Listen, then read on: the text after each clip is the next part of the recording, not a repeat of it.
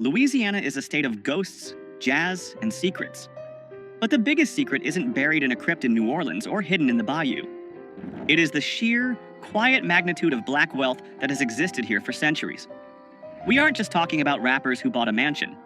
We are talking about families who owned land before the Civil War, dynasties that survived Jim Crow by building their own banks, and entrepreneurs who turned gumbo and gravel into multi-million-dollar empires. Stick around, because the family at number 1 didn't just beat the odds. They bought the game, sold it back to the system, and built a tank to protect the receipt. Number 10. The Chase Family. We begin our journey in the heart of Trim, with a family whose wealth cannot be measured merely in dollars, but in the sheer weight of their cultural and political influence. The Chase family, led for decades by the late legendary Leah Chase, owns more than a restaurant. They own a command center. To understand the wealth of the Chase family, you have to understand the currency of the civil rights era. Dookie Chase's restaurant, established in 1941, wasn't just a place to get gumbo. It became the bank, the boardroom, and the bunker for the movement. In the 1960s, it was illegal for white and black people to mix in public. But inside the walls of Dookie Chase's, specifically in the upstairs meeting room, the laws of the Jim Crow South were suspended. When black leaders like Thurgood Marshall and Martin Luther King Jr. came to New Orleans, they didn't eat in white-owned establishments. They ate at Dookie's. They planned protests over fried chicken and signed checks that fueled the movement. The Freedom Riders organized here. The NAACP strategized here. The Chase family subsidized the revolution by feeding the revolutionaries, often for free, while banking the social capital that would later make them untouchable. Economically, the Chase family represents the resilience of New Orleans' black middle class. While the net worth of a restaurant dynasty might seem modest compared to tech moguls, their asset is access. Presidents from George W. Bush to Barack Obama have sat in their dining room, seeking endorsement and authentic connection to the black community. This is relationship capital at its highest valuation. The family, now led by the younger generation including Edgar Duke Chase IV, has expanded into airport concessions and catering, modernizing the brand while protecting the legacy. This expansion into the Louis Armstrong New Orleans International Airport was a strategic masterstroke, taking a local heritage brand and placing it in front of millions of international travelers annually. But their true wealth lies in their survival. When Hurricane Katrina devastated New Orleans in 2005, the restaurant was submerged in feet of water. Developers circled the Trem neighborhood like sharks, looking to buy out distressed black owners to gentrify the area. The Chases refused. They rebuilt after Hurricane Katrina, refusing to sell their land. The Chase family proves that in Louisiana, the most valuable real estate is the ground you refuse to leave. They are the gatekeepers of Creole culture, and in a city that sells culture to the world, the Chases control the premium product. Number 9. The Marsalis family. If the Chases feed the body of New Orleans, the Marsalis family owns its soul. In a city defined by music, this family is the royal court. The patriarch, the late Ellis Marsalis Jr., was a jazz pianist and educator who didn't just raise children. He raised a conglomerate of talent that has dominated the global music industry for 40 years. This is not just about playing instruments. This is about the monetization of high art. We are talking about Wynton Marsalis, the artistic director of jazz at Lincoln Center in New York. This role grants him immense institutional power and financial weight. He manages an annual budget exceeding $50 million and oversees one of the most prestigious cultural real estate holdings in Manhattan. Wynton was the first jazz musician to win the Pulitzer Prize for Music, elevating the genre to the same intellectual tax bracket as classical music. Then there is Branford Marsalis, a Grammy-winning saxophonist and bandleader who famously led the Tonight Show band, securing network television money in an era when that meant millions. Delfeayo and Jason Marsalis round out a dynasty that has collected enough Grammys to fill a warehouse. Financially, the Marsalis family represents the pinnacle of intellectual capital. They didn't just play music, they institutionalized it. Their wealth comes from touring, publishing rights, educational institutions, and brand partnerships that span the globe. But unlike many entertainers who leave their hometowns and never look back, the Marsalis family leveraged their global fame to bring investment back to the neighborhoods that raised them. Their impact on Louisiana is physical. The Ellis Marsalis Center for Music in the 9th Ward is a multi-million-dollar facility. It serves as a monument to their father and a training ground for the next generation. This center was the anchor of the Musicians' Village, a Habitat for Humanity project that built homes for musicians who lost everything in Katrina. This is how you convert fame into infrastructure. In the hierarchy of Louisiana wealth, the Marsalis family proves that mastery of a craft, when executed at the highest level, creates a brand that outlasts any single business cycle. They turned jazz from a club gig into a global institution. Number 8. The Charbonnet family. In New Orleans, death is not just an end. It is a business, a parade, and a ceremony. And the people who control that ceremony hold a unique and powerful position in the social order. Enter the Charbonnet family, the proprietors of Charbonnet La Baglapian Funeral Home in Trem. This is old money in the truest sense. The funeral home was founded in 1883. Let that sink in. This Black-owned business has been operating for over 140 years, surviving Reconstruction, Jim Crow, the Great Depression, and Hurricane Katrina. To understand the wealth of the Black funeral director, you must look at history.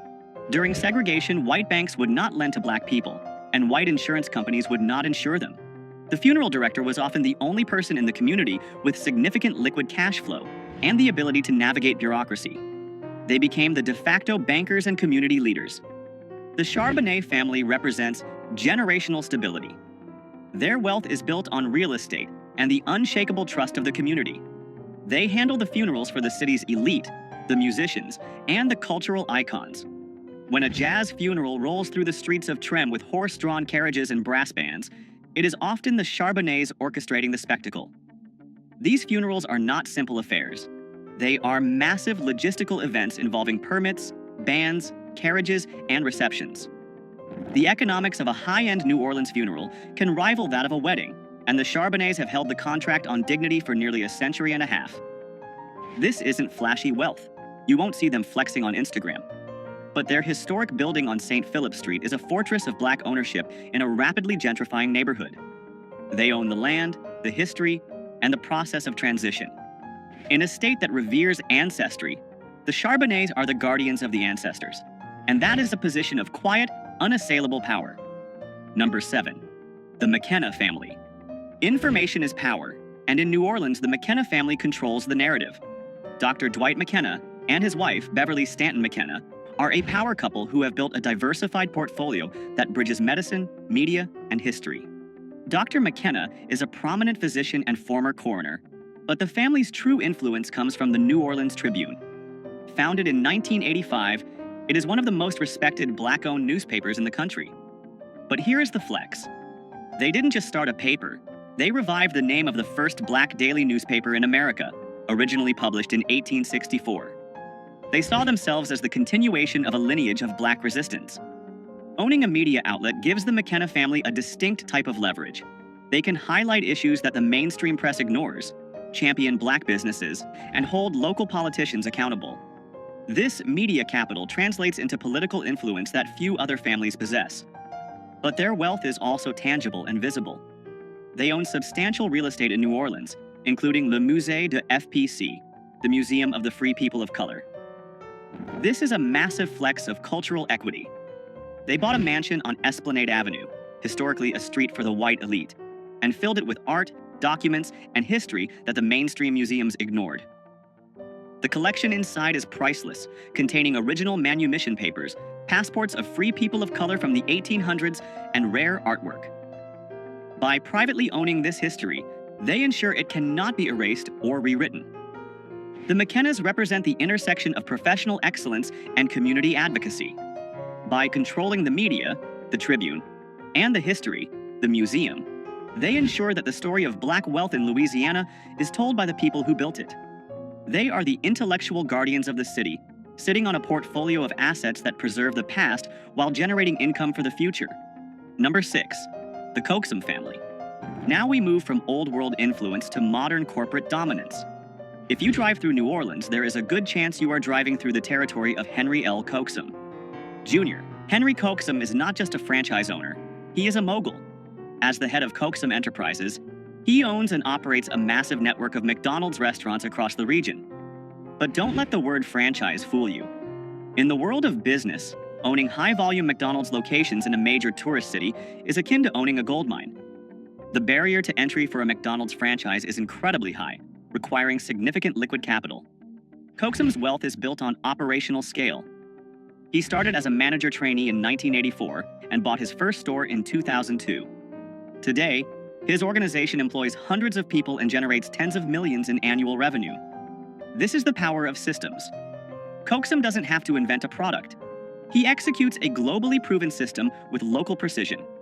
His power extends beyond the drive-thru. He sits on the boards of the city's most powerful institutions, influencing economic development and policy. He is a key player in the Business Council of New Orleans, a room where the city's economic future is often decided. When Hurricane Katrina destroyed his restaurants, Coaxum didn't retreat. He rebuilt, often opening his doors before the city had fully recovered to provide food and Wi-Fi to residents and relief workers. His flagship location on Canal Street is a symbol of Black corporate resilience.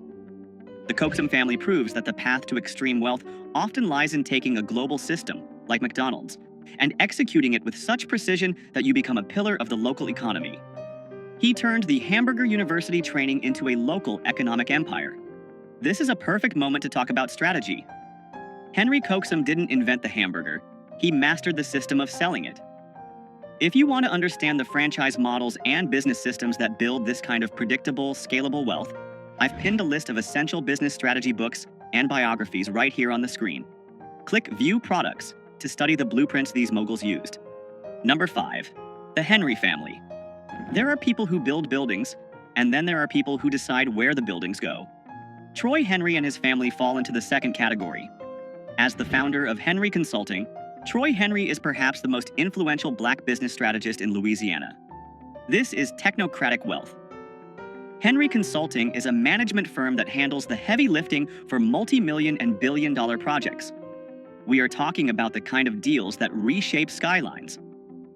Troy Henry has a background in engineering and corporate management at Fortune 500 companies like IBM and Enron before the crash, and he brought that high-level expertise back to New Orleans. His firm has been involved in massive undertakings, including the management of the Biodistrict New Orleans and the redevelopment of the World Trade Center New Orleans. These are complex, high-stakes public-private partnerships that require a mastery of engineering, finance, and politics. But the Henry family doesn't just earn fees, they own equity. They have stakes in real estate, fuel distribution, and development ventures. For example, they were key in the Bayou Sterling investments, aimed at bringing high-quality grocery retail to underserved neighborhoods. This is a strategy of doing good while doing well. What makes the Henry family so powerful is their ability to navigate the complex world of government contracts and private equity. They are the bridge between City Hall and Wall Street. When a new bridge needs to be built or a historic site redeveloped, the Henrys are often the ones drafting the blueprint and counting the zeros. They represent the modern suit-and-tie authority of Black Louisiana wealth. While others are the face of the brand, the Henry family provides the structural engineering of the economy itself. Number 4. The Williams brothers. Now, we leave the boardrooms and head to the block, specifically the Magnolia Projects, where two brothers turned a modest investment into a billion-dollar legacy. Brian Birdman Williams and Ronald Slim Williams are not just rappers. They are arguably the most successful record executives in hip-hop history. This is liquid wealth on a scale that is hard to comprehend. The Williams brothers revolutionized the music business with a specific piece of paper, the 1998 distribution deal with Universal Records. At a time when artists were signing away their rights for a quick advance, Birdman and Slim negotiated a deal that gave them a $30 million advance and, crucially, allowed them to keep 85% of their royalties. They kept their masters. They kept their publishing. They kept the majority of their royalties. No one had ever done that before. Because of that deal, when Juvenile, Lil Wayne, Drake, and Nicki Minaj sold hundreds of millions of records, the bulk of the profit went straight to New Orleans. They didn't just work for the label, they were the label. Birdman's net worth has been estimated as high as $150 million, but the combined family wealth generated by Cash Money Records over the last 30 years likely exceeds $500 million in gross revenue. They introduced the term bling bling to the Oxford English Dictionary, but their spending wasn't just for show. It was marketing. The cars, the jewelry, the excess. It created a lifestyle brand that sold millions of albums. The Williams brothers live loud. We've seen the Bugattis, the diamond teeth, and the mansions. But look closer. Slim Williams, the quieter brother, is known for his sharp business acumen and investment strategies. They bought their way out of one of the most dangerous neighborhoods in America by treating rap music not as art, but as a high-volume manufacturing business. They utilized a rapid release strategy, flooding the market with albums to ensure they dominated the charts. They are the Rockefellers of the rhythm, proving that you don't need a degree to outnegotiate the biggest corporations in the world. Number 3. The McDonald Family. While the Williams brothers were making millions, the McDonald family was storing it. Alden McDonald is the CEO of Liberty Bank, and his family represents the financial backbone of Black Louisiana.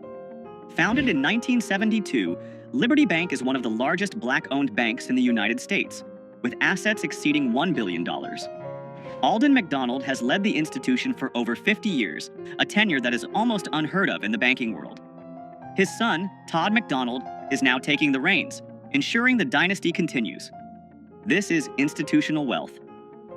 Liberty Bank isn't just a place to put money, it is a tool for community survival. For decades, Black entrepreneurs in the South struggled to get loans from mainstream banks.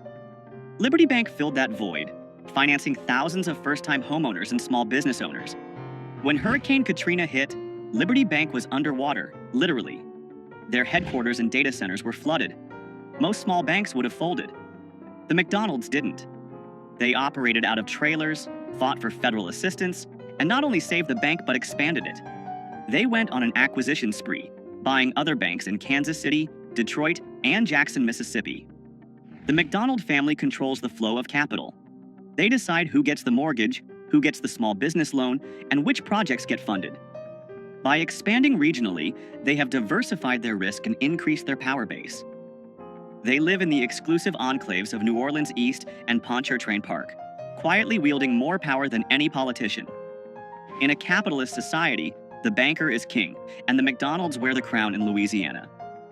They proved that Black wealth doesn't just have to be about entertainment or sports. It can be about holding the keys to the vault. Number 2. The Miller Family. If Cash Money negotiated the best deal, Percy Master P. Miller built the best tank. The Miller family is the ultimate example of a self-made dynasty that diversified faster and harder than anyone else. Master P didn't just sell records, he sold an economy. His origin story is legendary. With a $10,000 settlement check from a malpractice suit related to his grandfather's death, he opened a record store in Richmond, California, before bringing the operation back to New Orleans. He started No Limit Records with a guerrilla marketing strategy, selling tapes out of the trunk of his car and bypassing the traditional gatekeepers. But he didn't stop at music.